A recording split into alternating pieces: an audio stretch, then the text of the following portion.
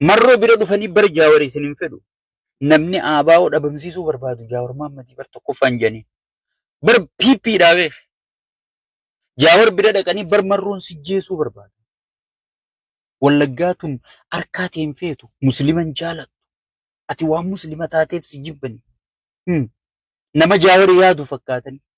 Naafii si caalaa Jaawar jaalatanii. Naafii si caalaa marroo jaalatanii. Amma mee ilaala sheekka abbuta ati silaa dandeettii ni qabda. Bar abalu faa wajji deemtaa siin jedha. Abalu sun jaala keetii beekadhu. Abalu sun bal lubbuu walii kennitanii wajji yaa'u jirtanii beekadhu. Isa kana siin juusanirra abaluu santu lubbuu sii kennee beekadhu. So akkasitti dasi Oromoo tana facaasuu turanii. Hayyoota kana idduu dhufaniiti Jaawar isin ganee ifii tujjaara ta'ee kaampaanii meeqa jaarratee ka'ee biyyatti isin biraa gale. Arabaadoor irratti halkanii guyyaa waliin qaaxiraa bulta. Wallaahi anaa nama meeqa akkana naan jedhe. Si laffaasisee akkana si godhee bitirqishoo si godhee naan jedhan. Haga duraa san dhugaa seeneetiin maaluma namni kan namaa rifatu. Idaan obbiidiyoon baanan jannata. Yaa bokkan namaa rifatti jennee kaane oriyaa qubnisi. Idaan wanti adda addaa mismaara nu dhawude. Bar nuti waan taanerraa hin ta'inaa isiniin jechuu jirra bar yaa faarsee bulaara. Waan nu bu'erraa hin bu'inaa. Waan gubannerraa hin gubatinaa isiniin jechuu jirra bar. Silaa nu galatoonfachuu qabdanii. So akkasitti hayyoota keenya kana adda diiguu turanii. So nuti warri waan kana bu'uureessee itti cabsee arge. Jawween duraan arkee baqate. Marrooni duraan arkee baqate. Gaddachaaneeti aboo wanni isin jettan dhugaadha. Garuu kan baasu tokkummaadha. Warri waliin mufatees waan sabaatiif waliif mufatan malee namni ooyiruu walii qote. Namni jaartii wal jalaa fuudhe. Namni obboleessa wal jalaa ajjeese hin jiru. Wanni isin irra wal dhabdan waan sabaati. Obboleeyyan kiyya tokko nuu tahaa jenneen. Hayyoonni keenya nu dhaga'ee tokko ta'ee jira. Tokko tahee inni je'eetuma nu biratti nafne jira. Sabaa sablammii biyya saniitii hojii qophaa'anii piroopozaala Ameerika galfatanii. Biyya san ka sossoosu Ameerikaa beekama. Ati harkaan itti kabachaa rabbiis itti kadhachaa Ameerikaas itti gargaarsifachaa jechuudha. Maanaan ayatoota kana. Osoon torbaan hin gahin Ameerikaan ta'u. Nagayaan ni fixxamoo hin fixxuu qofa gaafata. Abiyyi akkasitti gartee wanna tahuu barbaadu. Abiyyi halkanii guyyaa akkasitti gartee if dhaaduu barbaadu. Ka abalu wajji mari'adhe huuyi akkana tahe way miixirqishoo tahe way miilliyyoo tahe jee abiyyi dhaadachuu barbaaduutu haga ammaatiin siin jedhe. Haga ammaa poostiin goone waan namicha Ameerikaatii wajji haase. Eeltiraa wajjis kijiba gartee bishaaniin fide jettee nama kijibaa waliin naquu deemtu kana addunyaan amanamummaa sirraa dhabdee ollaa kana jeequ jirta. Ati jeeqaadha. Duraanuu nama dhabneete hanga biititun akka nutti diigamtee baqataan dhufee biyya tana nutti hin balleessine jennee si eegu jirra malee bu'aan ati qabdu hin jirtu. Adabatteeti karaa nagayaatiin fixxamuun fixxu janiini jedhe. Haga ammaa poostiin goone. Saniifuu ammallee hayyoota keenya kana tokkummaa dhiibuu qabnaa. Tokkummaa dhufte tana hojii jijjiiruu qabnaa. Lafa gabbuusu qabnaa. Ummata keenya dhageeffadha. Baalee gurguramtee jirti. Arra dura longi taayimiin isinii barreesse bishooftuu fi baalee gurguramtee jeetiin isinii barreesse. Iskiriinshot godhelleen gaafa hayyoonni keenya dubbatu kun olaalaan guyyaa kanaan barreessee jee isinii maxxanse. Bishooftulleen gurguramtee jirti. Ummanni keenya ciisanyaadha gana. Ciisanyaa ta'uuf deema. Ummanni keenya ciisanyaa ta'uuf deema. Tana gurra si calawu. Amma Shimallis Deengadda kanaa booda beenyaan nama dhuunfaatii kafallu hin jiruu jedhe. Isin buqqifna maal fiddan? Waraana qabna, milisha qabna. Maal fiddanii? Beenyaa qarshii takka isiniin kafalluu jechaa jira. dur gaafa mililiksan abbaan lafaa bar giraazmaach maarree balaachoo mixiqishoo milliyyoo balaachoo ja'aniiti bar namuma Itoophiyaa kanaan gabru amma arabaa sin dhufuu ta'a. Giraazmaach Abdullahi ibnu Aziz, Giraazmaach Abdullahi ibnu Khafar, Giraazmaach Abdullahi ibnu warra afaan keembeeynee dhufuu ta'a. Gaazaa hundarraa buqqisanii fiduu ta'an. Namichi biyya gurguratee jira. Biyya tana gurguree seeraan gurguraa jira. Heeratti baafatanii jiran. Ummanni keenya dammaquu qabdan. Hayyoonni keenya baatanii waan kana mormuu qabdan. Mormuu qofa osoo hin taane dura dhaabbattanii waan kana dhaabsisuun dirqamaa jechuudha. Waan harree heeraan arabaa kennan. Arabni hanga nama keenya tuffattu ni beektan. Arabni ijoollee teenya gaara Yaman kana keessa saaruqaan fixu jira. Yaa Abiid jee. Madaamiin ijoollee teenya gartee distii oowwitu tana hudduu gallakkisu jirti. Osoon isii nyaata ilmaan isii dura guurtu, isaan dura guurtu, miila irraa dhiitu. Soo saniifuu ummanni keenya gabrummaa haaree jala seenuu deema. An dhugumaan isinii himu. Gabrummaa laal bishaan mataa ganna qame miila nanqatuu jedha. Gabrummaan dura shawar dhufte. Gabrummaan bishooftuu duru gurgurte. Gabrummaan baale gurgurte. Harargees ni dhufti.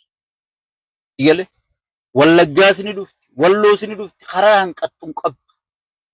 Namichi biyya baay'ifatee kiisha kaayyate. Heeratti baafate. Amma ati maallaqa yoo qabaatte Itoophiyaa guutuu heeraan bittee kiisha kaachuu dandeessa. Heera baasanii jiranii jechuudha. Federaalizimii wanni jaaman, Oromiyaa wanni jaaman, wanni abbootiin teenya gatiitti kafaluu turte biyyee nyaattee jirti jechuudha. Ganaa lolli kee ozoon federaalizimii maarreen taane Arabaan firraa kaasaadha. Israa'el biyya Falastiin akkasitti dhuftee bittee fudhattee jirti. Namichi gartee aangoo isaa malee waa takka irra hin kaa'anne. Amma duraan isinii namichi kun amantii isin qabu, sabaa isin qabu. Inni wanni inni qabu, wanni inni rabbiin isaa, waayin isaa, amantiin isaa, sabni isaa aangoo isaati.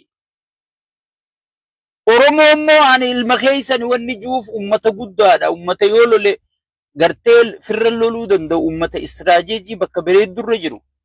Waan ta'eef ani ilma keessanii maarreedha warra aangoof bololuutu gartee nu diiguu deema malee hay kun okkatti magaalaa isinii tolcheefaa jira. Faarsee bulaan kana jalaa sheer godha. Waan ilillii feekachi kaantan. Ilillii boru ijattuun garreetan. Saniifuu biitti gurguramtee jirti. Ati ganaa ciisanyaa Arabaa ta'uu teessa. Ammumaan si hima. Ati ganaa duraan bahara deemteeti Arabaa ciisanyaa ta'uu jirtaami. Amma ganda keetirra dhufteeti Arabni. Dubara kee bibbireeda kana hunda guuratanii kan fedhan itti fayyadamanii tan fedhan dachii haa xoo'isisuu ta'a. Dachii abbaa keetirra. So jijjiiramni kee akkana ta'e jechuudha. Ameerikaan bar wanni niikuleera tolfatteef namaan dha'uuf dhalaa isaanii bibbireedaa kanarraa Araba eeguufi. Addunyaan tun guutuu wanni qawwee tolfattuuf Iraan sun wanni niikuleera tolfanneettu maali? Akka dhufanii dhalaa keenya namni nu jala gudeenne. Humna godhachuun waa hunda maaliif si barbaachisa? Akka gartee namni dhufee lafateetii fi beera keessirraan fudhanne jechuudha. Oromoon lafa beeraa guututti gurguratee jira namichi. Gurguratee jira. Anamummaan isinii hima. So hayyoonni keenya waan kana laaftutti ozoon hin laalle hatattamaan tokkummaa dhufte tana karaa hojii jijjiiruu lafarra gabbuusu yeroon isi amma. Yeroon isi amma. Woboon waan kana dhaabsisu kaadiree magaa ganda keessa deemtee waan kana hojiirra oolchina jettu dhaabsisuun dirqama. Har'a harkitan alhamdulillah rabbil alamin. IMFin inni dur dhaadatun IMF fi World Banking addunyaa harma haadhaati jaabar. Harma haadhaati jaabar. Sabbata haadhaati bar. Huggii beelawan irraa hiikkatan jedhaa jechuu ture. Eegale. Har'a maal keessa jire wanti Washington Postiin maal baase? Jijjiiramni jedhamu bilziqinnaan inni jedhamu hin jirtu kijibaa jeeti Washington Postii dubbisaa dhagaa. Hin jirtu jijjiiramni gufatee jira. Ekonomii dhuguma jijjiiree jira garuu investarri dhufaan jiru. Namni baqatee jira. Investarri ka jiru haarayni seenuu dhiisi ka jiru bahaa jira jeeti baasee. Ekonomiin harkaa kuftee jirti. So biyya ekonomiin kuftetti, biyya investarri baqatetti, biyya gartee wanni baqatetti inni imma dachi duru Itoophiyaa hisaaba kiyya naa kafali jaan hanga gatii Itoophiyaa irraa qabdu hunda kiisha kaatee jira namichi. Kaan piraayiveet jeettiin bitate, kaan masaraan jaarrate, kaan gartee waraana kanaan leenjisee uummata cafaysiisuuf si galee qophaa'u jira jechuudha. Kana ka dhiibee hayyoota keenya tokko godhee Ameerikalleen akka osoon hayyoonni kun tokkummaa uumee osoon torbaan hin gahin Ameerikaan itti dawwaltee waarningitti kennite. Dawwaltee waarningitti addunyaan guutuun isa balfitee jirti jechuudha. Even kaadireen isa jala jirtu maraachuu jirti. Yaa Rabbi namichuma akkam nurra keesse lubbuudhaa lubbuu liqimsaatiif jala yaamna. Kaadireen isa jala jirtu. Yaaboo namicha kanatti yooma addunyaan xumuroo goote. Yooma Rabbiin tokkichi nu dhagaa janiiti boohu jiranii. Kan inni mana duraa diige boohu jira. Kan inni ilmoo duraa jeesisiisee taaziyaatti himuu dide boohu jira. Kan inni ilmoo duraa madeessee kaan duraa naaffisee kaan miilirraa citee kaan ijji bayitee manatti fidee darbee fi nama meeqaatu maraayyaa ittisaa warra jaan warra inni gaafa wayyaanee lolchiisuu ture san haadha abbaan har'a ijoollee meeqa harka qabanii deemuu ni jiranii. Saniifuu ummata keenyaaf sagalee ta'uun ummata keenyaa wajjin dhaabbachuu ummata keenyaaf dhaabbachuu yeroon isaa amma. Yeroon isaa amma. Kun ammaas waan naafi si gaafataati malee hayyoota keenya kana caalaa isaan dalaysiisuu qabu. Kana caalaa isaan irratti dhiibbaa godhuu qabu. Anaafi sihii jedhu. Anaafi sihii jedhu. Obboleeyyan kiyya dammaqa. Dammaqa. Wanni hundi nama hunda ulatti dadhabu teessi. Osoo gaafa jimaa hararga roorrisan warra re'ee akka re'eetti baala nyaatu nuun jechuu baattanii nu wajji dhaabbattani. Har'a qamadiin Arsii keessatti mootummaan gatii siin murteessu. Silaa gaafas tokkummaan dhaabbanne.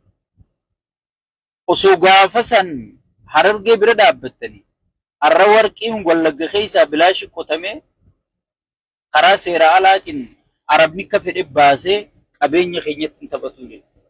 Saniifuu namichi nama gartee qulfiin harkaa badde. Mee paarlamuma dheengaddaa kanarratti waan takkaan isin yaadachiisa. Maal jee ture?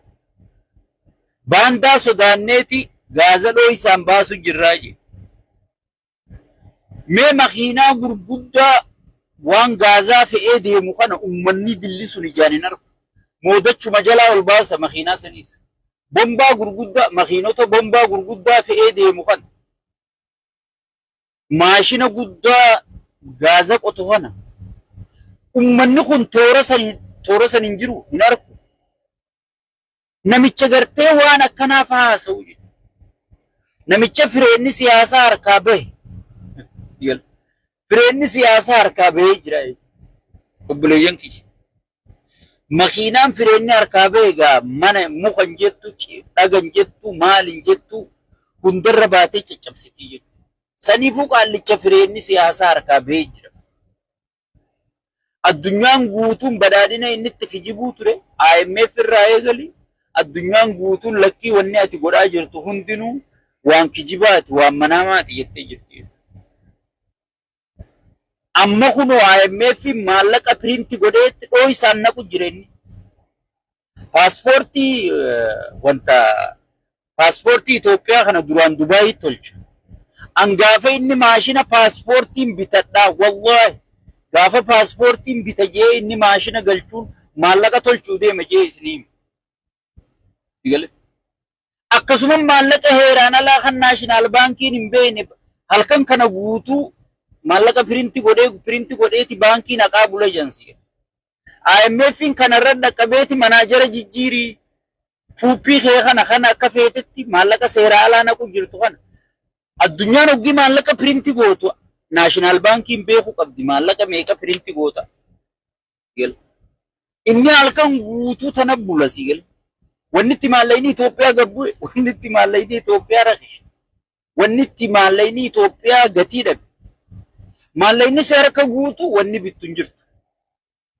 Sigal. Maaliif halkan piriinti godhaa buleeti amma kudhan yoo mindaan kee ta'e piriinti godhee sii kenna jechuudha. Maaliin alaa galchita doolaarri akkamii nutirkishoon akkamii irran kaa'anne IMFin kanarra dhaqqabee jechuudha. Ammatti gaafatamaa naashinaal baankii san jijjiiruu qabnaa. Sigale nama nuti amannu nama ati ajajne godhuu qabna malee abadan kan ati halkan wajjin maallaqa piriinti godhaa bultu kanaa miti jaaniiniiti. Sigale bar rabbiin kun hoggiisi jiru bee harayyuun si caafamte dubbiin. Gaafa rabbi dubbiin gaafa si guutamte wahuma duraan sirri sii deemu jirtu tanaas si afaan garagalaa'e.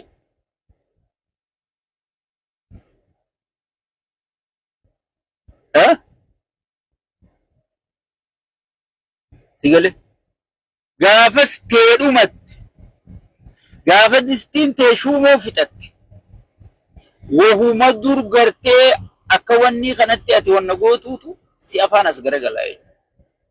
Si afaan as garagalaa'e.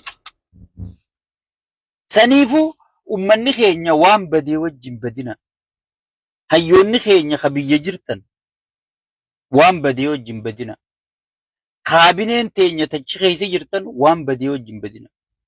Namoonni waan kana oofaa jiru namoota qubaan lakkaa'amu. Warroottan hanga gubbaa jiru ni beektan isinis. Jijjiiramni fedhe yoo dhufe isin bakkuma teessan qabatanii itti fuftan malee namni isin tuqu hin jiru.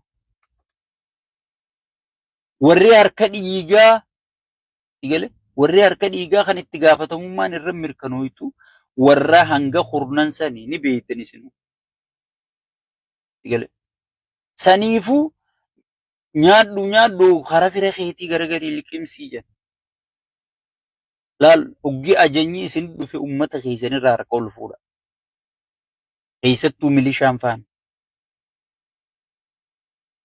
Keessattuu haadireen Harargee ta'a. Keellaa ummata manatti gandatti itti ijaartanii ummata zarafu jirtan. Rabbii keessan sodaadha. Namni akka Harargee miidhame hin jiru bulayyan. Ani Harargee waan hin ta'eef miti. Akka ummanni sun keessa jiru. Akka ummanni Harargee keessa jiru bineensi gaaraa keessa hin jiru. Namni keenya guutuun biyyarraa yaa'ee dhume dachii gurguree, loon gurguree, maal gurguree namni yaa Rabbii Haaliq maa biyya tana na uumte jira.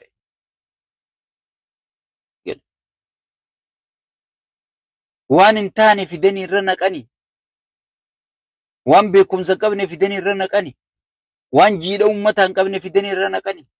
Kana silkii takkaan maallaqa hangana sirraa barbaanna jeniituma cufan.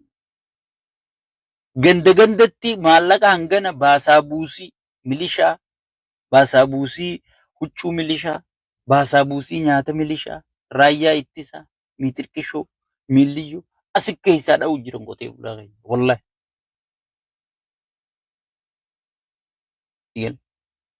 Ummata keellaa gandatti itti dhaabanii keellaan xiqqi godhu jiran argeetan. Jimaa kana cabsaniiti guutuu hoggii gurgurannu wahuma keellaa kararraa kana kafalanii harka qullaa galan. Akaafanii maallaqa itti baasanii bishaan obaasanii.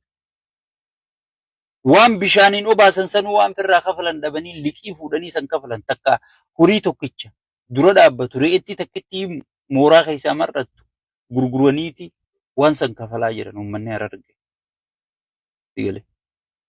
Amma waan quufee farshoo quufee jimaa quufee asirraa albaatan hallaalina. Harargeen lafarra jirtu waan isiin keessa jirtu. Dhugaa rakkinni harargee qofaa miti bakka hunda jira. Garuu ani maalittiin beeka? Uummanni harargee gaafa namicha kana gaafii gaafate Jaawar maaliif ajjeesuu barbaadda? Ati nugusa ta'uu barbaaddaa? Jedhanii gaafii itti dhiyeessan. Harargeen dhoo isaan beektu ni beektan. Xiiqii keessa galee nama uummata bulchutti xiiqii keessa galu qaallicha sheexaana kana qofa rabbiin agarsiisa. Inni Oromummaa jibbaan isiniin jessa.